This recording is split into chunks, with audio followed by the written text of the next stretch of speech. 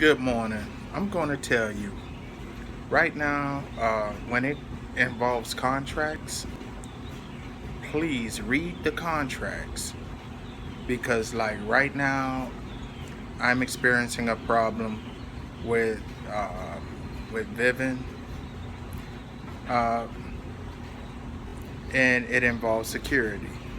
But we're not going to focus on the reason why that contract is what it is.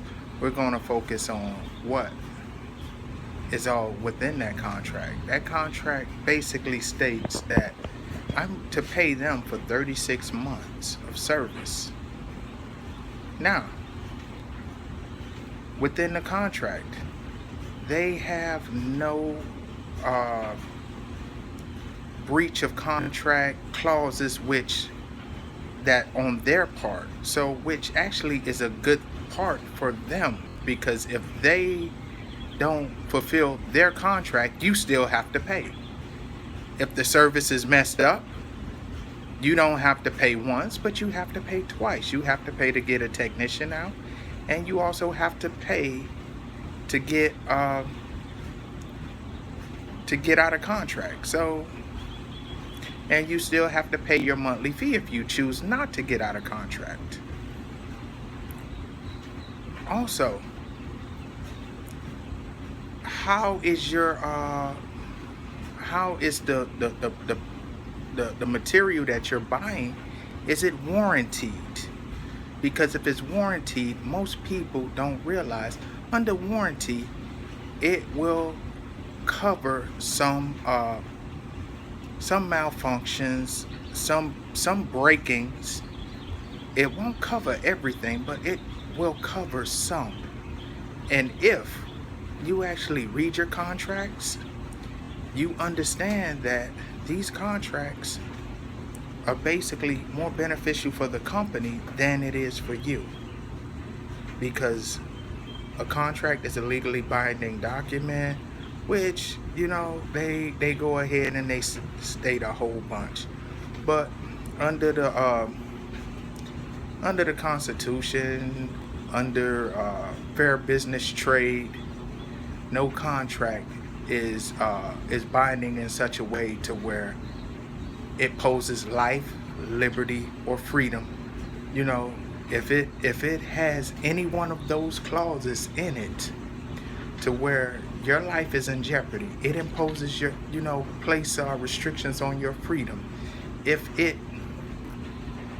takes away from your safety, those are clauses to get out of any contract. Now, just because you lose a couple dollars, that's not a reason to get out of contract. But if,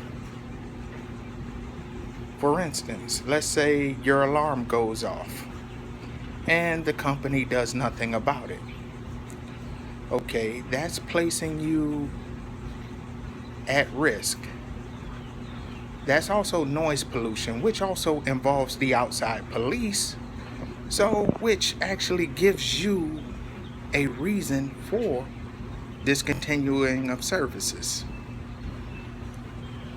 Let's say by chance your alarm system fails and the insurance and your alarm company takes forever to come out to fix it. Basically, that is a clause to count for breach of contract, because if you sign a contract within reasonable time frame, and I'm not talking about no 2 or no 3 weeks, that's unreasonable. When you have hundreds of thousands of employees, you need to realize that under the reasonable clause in any law dictionary will tell you fair and reasonable clauses when it comes to mitigating a circumstance where no matter what the problem may be, that it must be in a foreseeable time frame. And if it's not within a foreseeable time frame, you have right to claim breach of contract. Also, if by chance customer service is rude to you, there are a lot of different methods that you can go after a company for their fellow employees being rude to you. Or maybe they threatened you by threatening, oh, we'll put you in collections. Guess what? That's a threat. No company is allowed to threaten you. Now, they can carry out the action, but they cannot threaten to do so.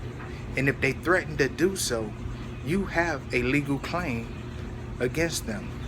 Rule number 1, when dealing with a company, make sure that you get all of your info when you're talking to them recorded. They're recording you, record them, because they're going to try to bring it up, so you also bring it up.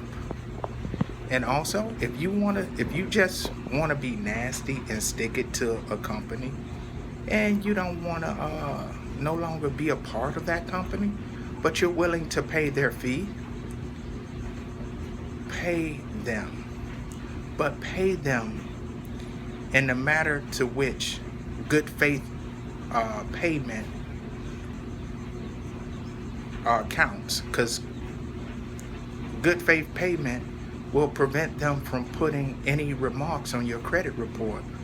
And as long as they accept the payment, keep a copy of it and drag it out. Because if you accept one, you have to accept them all. And this is why I love the good faith payment. Because with my alarm company, with my previous alarm company, because right now I decided to go cameras. I decided to get everything to where if anything happens to my house, it goes to my phone first. So I'm monitoring my own house, because why am I going to get a company that's going to tell me that they're not liable when somebody tries to break in my back door and the alarm never goes off? And then on their Better Business Bureau complaint, they said that there was no alarm on the back door. But the funny part of it is that you basically took that alarm sensor over from ADT, but you said that there was no alarm on the back door, which I'm glad that I have. I keep all documented proof, because this is getting crazy with these here people. And now